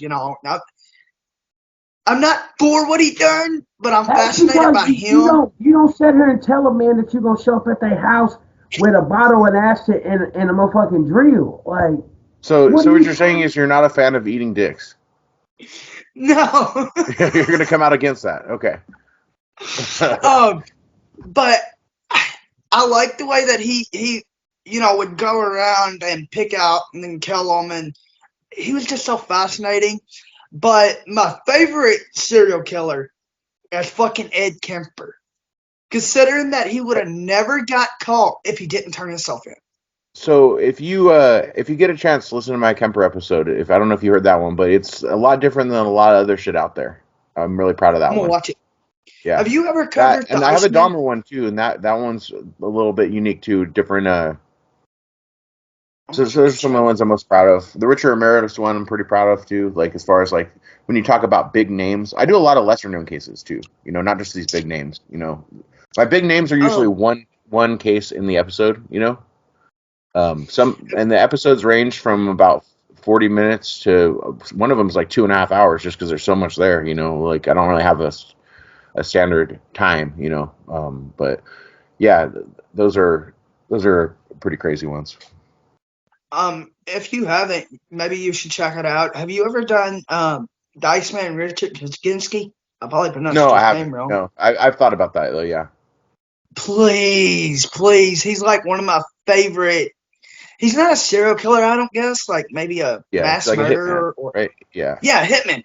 Oh my god, please! I would love to listen to your fucking thing on that. yeah. I'll consider doing that one. I kind of map everything out, so like I have the whole season plan. Like I have a spreadsheet like of all these cases and like what they are and everything. Because like I said, like a anthology horror movie where it's different segments connected. So I come up with a theme and then I connect different episodes. But I think the biggest cases that I'm doing this season are Eileen Warnos and BTK. Other than that, it's all lesser Oh, known. pornos? It's all lesser known besides that. Remember her? Yeah. he's also doing BTK if I heard him right. Fuck yeah.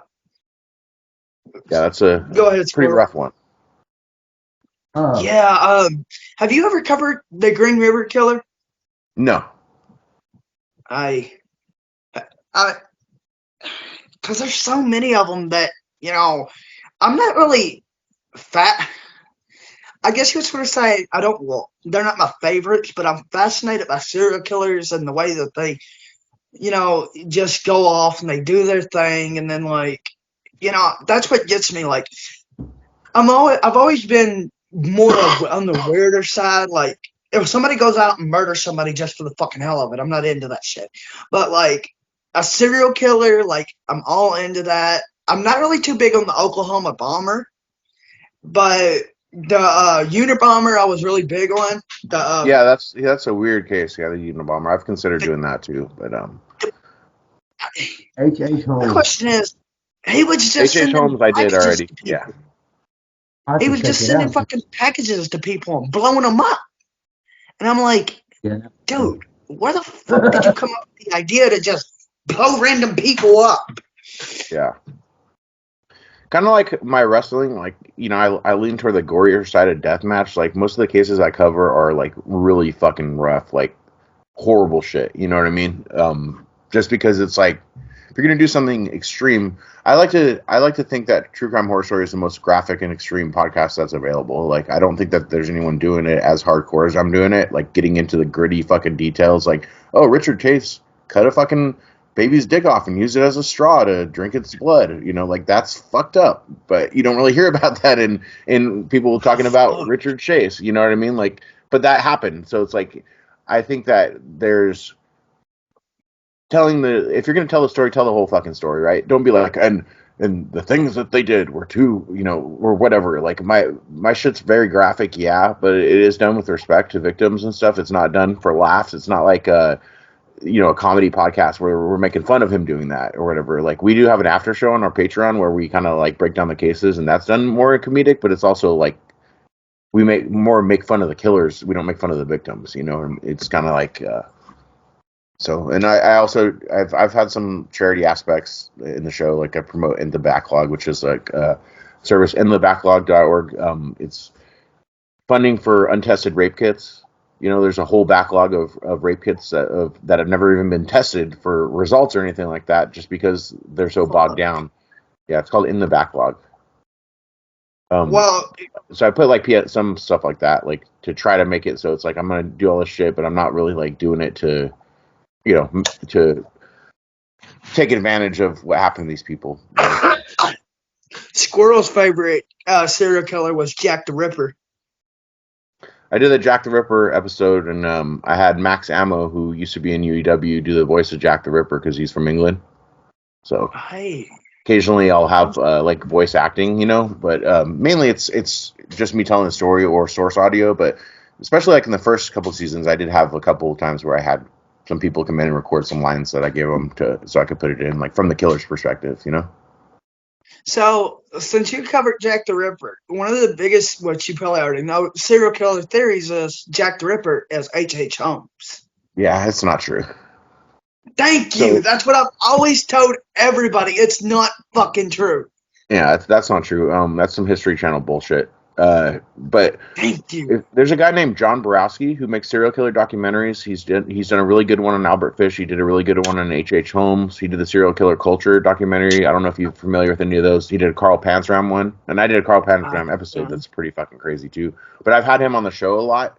He's my favorite documentary filmmaker and author. As far as true crime goes, John Borowski's the man. He's working on a John Wayne Gacy documentary now. That it's going to be like a 6-part episode thing that he's going to be releasing. He's wrapping up editing. Hopefully my band can get in the fucking studio and record our album like we're supposed to. It keeps getting delayed, but as soon as we can, we might be featuring my song about John Wayne Gacy on there, like in the credits or something. But yeah, he's if you like true crime, check out John Borowski's work. And I've had him on the show multiple times. He's on my John Wayne Gacy episode. He's on my H.H. Holmes episode. And he's on my Carl Panzram episode. That's one of my grandfather's favorites is John Wayne Gacy and the Green River Killer and BTK. That's his top 3. And yeah, John Wayne Gacy is like, it's too fucking weird to be true that he's a fucking clown. You know what I mean? Too like it's same with Dean Corll. I don't know if you ever heard of him, but they call him the Candy Man, but he was like a candy factory guy. I did to him too, and that's a pretty crazy story too. The Candy Man, that man was, and another one that I didn't mention, and I don't even know if you would really consider him a serial killer. He's just Ed Gein. Yeah. Ed Gein, the one that motherfucker was, and I like Hannibal too, but obviously Hannibal's a movie, but I think they based Hannibal off of a serial killer. Didn't they? Yeah. So Buffalo Bill. Is based on Gary Heidnik, who I just did an episode. I don't know if you're in the Deathmatch Elite, but there's this guy named Jeff Anderson who's he's a fan. He's all over those pages. His dad actually helped catch Gary Heidnik, who Buffalo Bill is based on, and I interviewed him for my show. So that was my comeback episode actually. So like 2 episodes ago, you want to listen to? It's called The House of Horrors with Gary Heidnik. I interviewed Detective Lamont Anderson, who is Jeff's dad, who helped bring Gary Heidnik to justice. Fuck yeah, that's amazing. Yeah, he dug. You know how in Silence of the Lambs, Buffalo Bill digs a big pit and puts that girl in there. It rubs the lotion on its skin. He was doing that shit for real. He had 3 girls down in a pit in his basement. Kind of fucked up, disturbing, weird shit was this guy going through? He was trying to create a baby factory, so he would bring them out and rape them and beat them and stuff, and he was trying to impregnate them all to create a baby factory. It's really fucked up. Listen to the episode. I don't want to spoil it, but listen to the episode. It's pretty fucked up. I'm definitely going to have to check that out. Is it on YouTube? Now, is your podcast on YouTube? No, it's on every podcast platform though, like audio only. It's not video. So Oh, it's on I Spotify, got like Apple Spotify. Podcasts. Yeah, I got Spotify, so Yeah, it's on Spotify. Any of the major podcast platforms, it's on there. And that one's season 6, well, I'm gonna episode check 4. And I that. just released 5, which is about necrophiles. So if you like talking about people fucking dead people, check that one out. don't no don't I'm not in You're a I'm fan not of into that. that shit. I'm not into that shit, Squirrel. Hey, so I fuck with my wife all the time, and she pissed me off one day, and I looked at her and I said, "I'll go fuck your dead granny," and Squirrel goes, "You necrophiliac son of a bitch, you." I'm like, it was a joke, and now I hear that shit all the time. But actually, considering that you said something about cannibals, I've always wanted to try human. I don't know why, but I have family that's from Denmark, and the bad thing is, I come from cannibals, like back in the day. And I told Squirt, I was like, "What is up with your fascination with this stupid, weird shit?" And I'm like, "I don't know. It just sounds cool to fucking eat a person." And he's like, "You fucking weirdo." Yeah, I mean, Um. ethically sourced human meat, I guess, would be okay. A lot of people don't know this, but I've been a vegetarian for 19 years. Oh So, shit. but I would eat people. JC, I'm not the only weird But one. so to break it down, I wouldn't eat some like poor African kid, or something, who would be like, you know, ethically sourced, not like a, third world country, something like that. I don't know. I would try it, like if it was like, the person was, I, I don't know. I did an episode about Armin Maiways. I don't know if you know who that is, Armin Maiways, but he literally had a guy volunteer to be eaten by him, and he tried to eat his dick, but it was too chewy, so he had to spit it out. Oh, So check out that uh, episode. That's a cannibals I episode. actually It's disgusting. have I'm not And by sure the how way, to I'm pronounce completely them. fucking with you. I would not eat people. Oh, I have family that's they're from New Zealand, so they're like Maui or how the fuck you pronounce it, the Warriors. And my grandmother was born on a boat. One of my grandmothers back then was born on a boat. She was on her way over here to America, and one of my family members died, and then they just started fucking eating people on the boat. I'm like, my grandmother on my dad's side, that's where it comes from. I'm like, wait a minute, you telling me we got cannibals in my family? She said, yeah, You honey. got to do what you got And to then do to she, survive. Like, if you ever seen the movie Alive, where the soccer team crashes the plane in the Andes and they have to eat each other to survive. I mean, it's like, or that show Yellow Jackets, kind of based on the same kind of shit. But like, you got to do what you got to do, right, to survive. Like, yeah. is what it is. If my family was stranded And somewhere, then, I wouldn't give a shit if they ate me. like, I have an uncle or a cousin or some shit that would just kill somebody and turn into cannibals. Like, wait a minute, is this motherfucker a serial killer? She's like, no, he just killed him and ate him. I'm like, what the fuck's up with my family? It makes me look weird. It fucking makes me look Well, weird. everybody's also got you a said weird you want to eat family. people too, so and that you're a fantasy serial killer. So you do a good job of that on your own.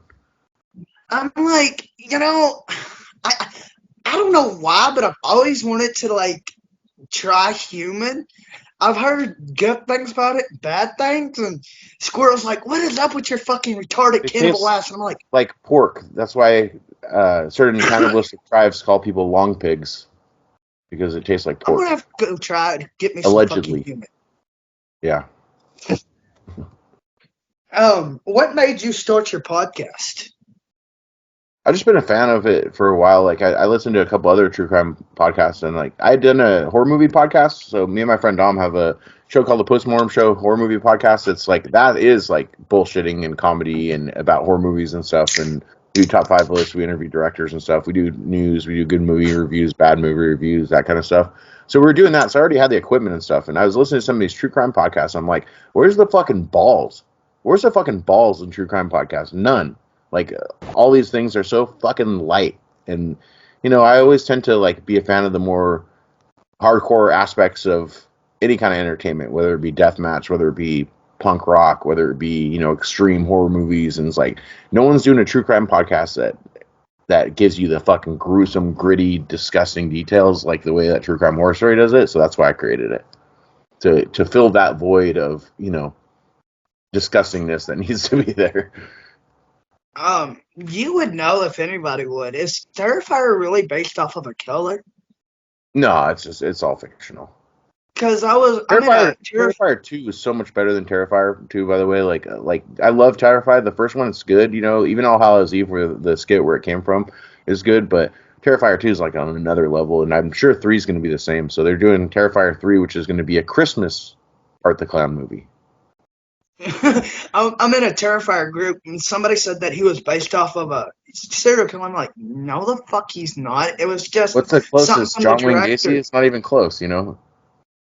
I'm like, The fact no, that what they're a clown. a killer? Like, if you want to base somebody off of something, go actually look up real movies. Like, I don't see. Well, I can't say that, but I was about to say I don't see nobody being as dangerous as Art, but I'll take that back. The second one, and when he does the salt and the bleach to that teenage girl up in the bedroom, that Yeah. that that I don't even know what to say on that one. Yep. Go ahead, Well, Squirrel. you guys got any more questions? I got one more.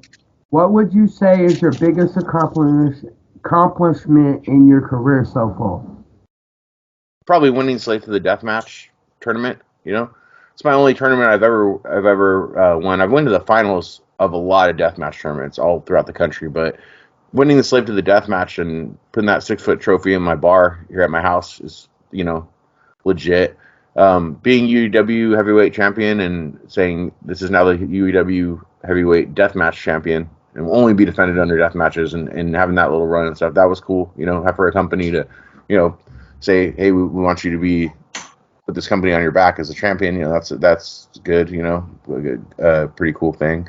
Just getting to travel. You know, going to King of the Death Match, being in Cult Fiction. That's a big thing too. You know, from watching Cult Fiction was around before I started even doing death matches, and for it to be, you know, put into that elite group is an honor. You know, and then just I don't know, just having fun, getting out there, traveling on somebody else's dime around the whole country. It's pretty fucking fun. It's like a lot of people go to work, they come home, they slam a couple beers, they go to bed, and then they do it all over again, and that's their life, Yeah. right? I am not wired that way. So whether it be death matches, playing in bands over the years since I was like 18, I've always been in bands. You know, doing the podcast, you know, all that shit. Like I need creative outlets, writing. You know, I need to do something more than just be a slave to the machine. You know, to the system, and fucking punch a clock and come home, and you know. That's That's and actually. that's part of it. It's deathmatch, you know. How did you become a band member? Shit, sorry. So I started in bands when I was in high school. You know, I started my own band, a punk band called Public Defecation. Which you can find our shit like on YouTube and stuff like that. Did that for a long time, playing bass and singing. Um, Joined another band with some older guys called Weapon A. R.I.P. Jeff Tao, our drummer slash singer. You know, has passed away.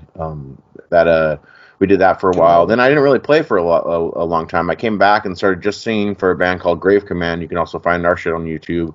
If you like D beat, you know, kind of fucking hardcore punk, crusty punk. And then now I kind of hung it up when I started wrestling and stuff. I hung up the bass basically, and I was like, I kind of go like through these like phases of I'm gonna do this, no, I'm gonna do this, you know, kind of, and I, you know, that's kind of like when I stopped wrestling, that's when the True Crime Horror Story like came about, like that filled that void of creativity, you know, and So you're a so singer. so yeah, and then the band I'm in now is called Hostile Takedown. We're signed on Mystic Records with like RKL, Doctor No, and all the old cool hardcore bands. And they were a band for they've been a band for 13 years. In 2020, the bass player left, so they asked me to play bass, and I was like, I haven't fucking played bass in like 5 years, and we're all neighbors and we know each other. We're like they're my friends and stuff. Before I even I'm like, nah, I don't want to fucking come. I'm Fuck I'm yeah. probably too rusty. I'm not gonna come embarrass myself. But I went there and learned like 5 songs the first day, and they're like, "Dude, you are good. Be in this band." I'm like, "All right, I guess I got nothing else going." And so we've been playing for. I've been in the band for like almost 2 years. Played a bunch of shows and Oh, stuff. I got a couple more questions if you want to answer them. Sure. Are you into body modifications? Because when Michael Cougar was on the channel, he was telling us about how JD wanted the fish hook straight through his throat. Just Like you because wanted that's it. gross. That's some fucking crazy shit, right? Like, so I'm not into like I'm not like the kind like slack like hangs myself by hooks and shit like that. Like I have a shit ton of tattoos, but like I don't have any piercings or anything like that. I'm not into like any of that weird stuff. Like that's I respect but I'm covered in tattoos. Like I got full sleeve of horror movie clowns on this one, and Reanimator. I got my whole chest done. I got my legs done. I got this is no death match, no life. Barbed wire, thumbtacks and shit, I like Evil that. Dead and zombies and shit. And I'm covered in Um, tattoos, but no piercings or any of that shit. I had my ears pierced, but I'm not really too big into like body modifications. I don't really understand it. You seem to have history with Danny Ramirez. Will you speak on it? Oh yeah, oh big time, yeah. I love Danny. He's the funniest person in the entire fucking world. Like he's just one of those guys. Like he's full of dad jokes and stuff. Like every single time you see him, like I used to bring my son with me to UW all the time from when he was like 10. Now he's 19, but like that shows how long ago this was, you know. But when he was like 10 on, I would bring him to UW, and he would always fuck with him and stuff. He's a hilarious guy. I love Danny, and that's why, you know, I was like, fuck, I get to wrestle Necro again. Now he has Danny and Jasmine. This is gonna be fun, you know. And I like Mega Munch. He's funny as shit. I Danny's just love funny. beating the shit out of him. You know, if I get my hands on him out there, like he was always, you know, he's always been the heel on the other side of me, and he knows, like I come for him, he runs, you know, because I'm gonna get him, you know. If I get my hands on him, I'm gonna get him, you know, because No it's offense to funny. him, but he seems like he's. Sorry, go ahead. No, go ahead. No offense to him, but he seems like he's so fucking short. Oh yeah, he's a little dude, yeah. But I've watched you go after him, and he's always running around away from you. Yeah. And that's what I like. Like you put the comedy and you put the gore into deathmatch, but when Danny's out there, you also put the comedy into Oh, it. I love comedy and deathmatch. There's a huge. I think it's a missed opportunity not to have some like. There's a time for. I was biting the shit out of Terex's nipple on Friday, and then I yelled at everyone, "The milk's gone bad." You know it's okay to I slapped Max X in a barbed wire crib and then proceeded to read an entire child's bedtime story to him with my feet up on him, you know, like to and read along with the crowd kind of thing, and you know, acting it out and stuff. And like I love doing a little bit of comedy in deathmatch. There's a time for serious. There's a time that you can do a little bit of comedy. A blood feud is not comedy, right? Like if it's a fucking intense Yeah. feud, no. But like if it's a one-off deathmatch and shit, I'll fucking do comedy. I don't give a shit. You was the one that read the bedtime story because somebody posted in one of the deathmatch groups about a wrestler that done that and then read him a bedtime story, and I'm like, I've never heard of that. But it was And I posted you. the picture and it said, "Who says there's no storytelling in deathmatch wrestling?" You know? I fucking love that. I love that. Um, who would you say your biggest rivalry is? Oh, the eternal rivalry is BC Killer. It will never end. You know? I, If we were to I team kind of up, that would be fucking bad for people. You know, if it was to end, you know, that's like the eternal rivalry. Like I really hope that that BC gets opportunities in XPW. He's really good. He looks like a fucking maniac when he's out there. He's legit scary to people, you know what I mean, when he's out there and stuff like that. And he can throw them and he can hang with anybody, you know. So I hope he gets opportunities in XPW. I'd like to wrestle him in XPW since we have yet to do that. You know, it was all UEW and XPW, which was like a precursor to XPW coming back without, it wasn't with Rob, but with somebody else. Some of the production staff and stuff that used to do XPW did a company called MexPW, which later changed to Mex Pro, and I and Supreme was there, and you know, and Messiah, and you know, we did. There's death matches and shit there, and I wrestled BC there and UEW, but never at XPW. I'd like to see him get an opportunity since, man, if we would have had the stage of XPW back in that dingy fucking warehouse when UEW was going, I would have got a lot more exposure, you know, doing all those death matches that I did and some of the crazy fucking shit we did. We did some crazy shit that a lot of people have never seen or even heard about. And UEW is coming to the XPW network. They just announced that all the UEW back catalog is going to be streaming on Stream XPW. So if you're a Stream XPW member, you can watch all the old UEW, me and BC and all that shit. So, Yeah. So, what are your hobbies out of the ring? like I said, I play in a band, do the podcasts and stuff. Me and my wife are big campers. Go to the beach a lot. I have a big camper trailer. We go camping a lot. Stuff. I'm going next weekend. Like, that's kind of like my booking camping trips, since they book out so far in California and around the wrestling schedule when dates aren't announced. Sometimes I'm like, nope, sorry, I'm camping, can't do the show. I understand when I get that. hit up for bookings, because it's just like I prioritize my family, over wrestling.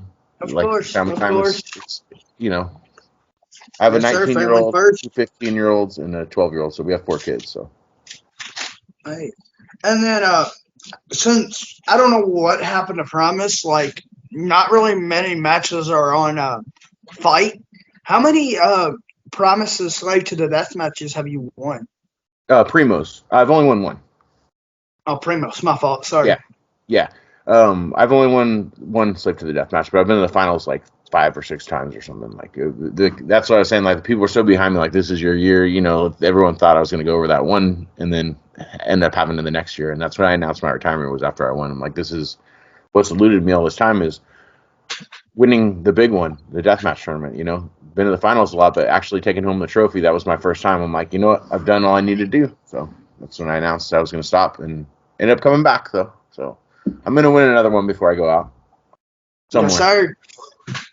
Well, ladies and gentlemen, this is your boy Skinny Moose, and I'm signing off. And let's thank JD Horror for taking time out of his schedule to come and do an interview with us. Thank you, guys. Follow me Instagram at JDH138. You can see me on XPW on April 13th. You can see me in May at a date to be announced, Crimson Crown Wrestling. You can see me at Primo Slave for the Death Match in September if you want to come out to Denver, and many more bookings to be announced. So thank you, guys. Appreciate it. You're more than welcome. Thank you, sir.